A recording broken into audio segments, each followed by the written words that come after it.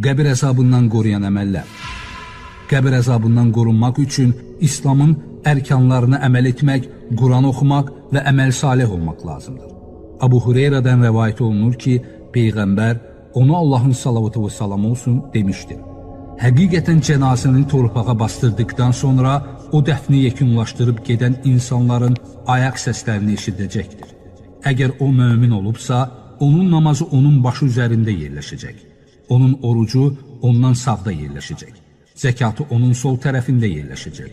Və onun sədəqə, nafilə namazı, xeyirxahlığı və insanlara gözəl rəftar etmək misali əməlləri onun ayaq tərəfində yerləşəcək. Mələklər onun baş tərəfindən yaxınlaşmaq istədikdə namaz deyəcək. Mənim tərəfimdən yol yoxdur. Sonra onlar sağ tərəfdən yaxınlaşmaq istədikdə oruc deyəcək. Mənim tərəfimdən yol yoxdur. Sonra onlar sol tərəfdən yaxınlaşmaq istədikdə zəkat deyəcək. Mənim tərəfimdən yol yoxdur.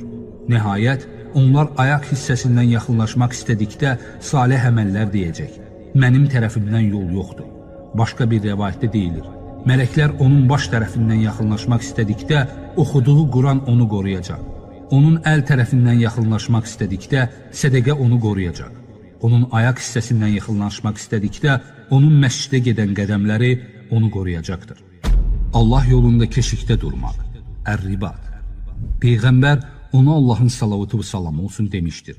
Allah yolunda keşikdə duran insanın əməllərindən başqa vəfat etmiş hər kəsin əməlləri dayandırırlar. Allah yolunda sərhədləri qorumaq üçün keşik çəkənin əməlləri qiyamət gününə qədər artacaqdır. O özü isə qəbir fitnəsindən azad ediləcəkdir. Mülk surəsini oxumaq. İbn Məsud rəvayət edir ki, Peyğəmbər ona Allahın salavatı və salamı olsun demişdir. Mülk surəsi qəbir əzabından qoruyandır. Abu Hüreyrədən rəvayət olunur ki, Peyğəmbər Mülk surəsi haqqında demişdir. Quranda 30 ayədən ibarət bir surə vardır ki, həmin surə qiyamət günü insan üçün günahları bağışlanana qədər şəfaətçi olacaqdır.